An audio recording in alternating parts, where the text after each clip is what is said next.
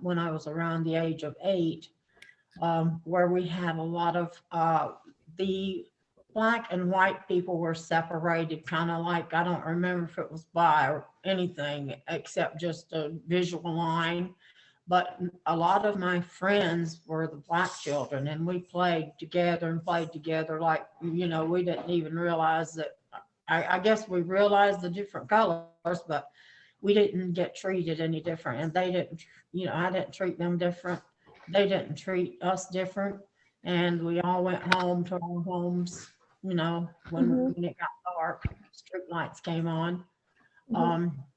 When I went to school, where I moved to my grandpa's farm, there were no black people around there at all. Really? And even in my high school, the nearest town that had the black people was a town called Harriman, and it was about probably 30 miles away from where I went to school.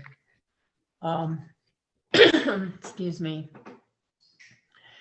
I was not ever taught to be prejudiced, and I'm thankful for that. That's a good childhood memory I have. That I didn't have that kind of upbringing. Civil Rights Act and like all that like Martin Luther King and all that. So do you remember when that I Have a Dream speech? I do, and actually, I lived in Montgomery, and my sister lived in Selma when they had the march from Selma to Montgomery. Really? Yeah, and I lived 4 blocks from the governor's mansion. You go ahead, just keep going. And, you turn it down? Just on her end, she can still hear you, go ahead. Okay. It was really remarkable. When the governor would ride in his limousine, he would wave out the window everybody he passed. But I wasn't real happy with him and all of that. George Wallace was filled with hate for the black people. And I feel if you are a governor or any sort of politician, you should at least try to cover it up, instead of just outright showing your hate for people. Yeah.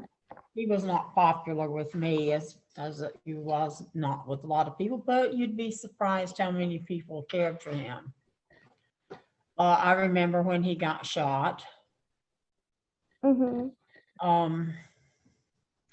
I do remember Dr. King's speech, and I remember when he got assassinated in Tennessee. That was horrible. Yeah. I remember when also Robert Kennedy and President Kennedy were assassinated. Yeah. I remember what I was doing when President Kennedy was assassinated. What were I you? was at work, and someone came in and said, "Did you hear the president is dead? He just got assassinated." That was August of 1963.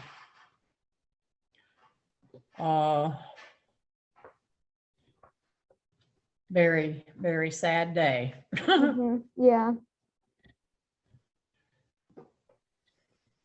What was what was probably the biggest part of the all this the civil rights movement that you remember to this day? What was probably the biggest moment that you can think of? I remember demonstrations and people standing, they had what they call sit-ins at a place where I used to go for lunch, J.J. Newberry, 5, 10, and 15 cent store. had a lunch counter, and they would do the sit-ins there. And then they would get arrested for just trying to get a seat at the counter and order something to eat. Yeah. Uh, that happened at all of the places like that in downtown Pensacola. That was I didn't go many other places except downtown. Um, I remember people having to go to the back of the bus when I rode a bus. Uh, I rode a Greyhound bus from Tennessee to Florida, and they had to all go to the back of the bus. And then Mhm. when there were rest stops for the bus, they had to, same thing, wait at counters to be waited on. Sometimes they didn't get anything to eat or drink before they had to get back on the bus and leave to go to the next city. Yeah. A very unfair time in their lives. Um, I I can't think really of. I know there were if they tried to demonstrate, they were always arrested, as many as I think the jail would hold, you Yeah. know, no rights at all, as a person. Um, trying to think what else. I know they would be really beaten hard with those billy clubs and things that the officers carried to Mhm. try to subdue them and handcuff them and whatever. And it didn't matter if they were women or men, they would still beat them up good, you know, Yeah. because they're trying to express their right to live even and be treated like a human being. Mhm. Um, anything else? I can't remember Um. not that Uh. time. I know that there were people like Malcolm X and Oh uh, yeah. people like that, that, you know, he was killed in, I believe, Mississippi. Um, they would be on TV, you know, and then they would have Mhm. huge demonstrations, and he would have draw huge crowds to, you know, his rallies. Um, I remember, I believe it was Sam Cooke that wrote the song about change is going to come. I And that's still probably about the number one song, I believe. I have I have a question. So, you know, Martin Luther King Jr. and Malcolm X, they had like different approaches on all of this. You probably saw it like with all the things that you probably saw on TV and all that. But which approach did you like better? Um, like who I think Malcolm X was more of a forceful he type. was. Mm-hmm. Uh, Dr. King used the softer, turn your cheek, more biblical approach, you Mm-hmm. know, the softer side of life Yeah, than Malcolm X did. I think, you know, they both drew huge crowds they did. because people are different, you Mm-hmm. know, and some saw one or the other as being their advocate, you know, Yeah, personal advocate. So I liked I'm like a Old Testament person, mm-hmm. you know, where you eye for an eye, Yeah, whereas Martin Luther is a turn the cheek and let them slap you again person. yeah.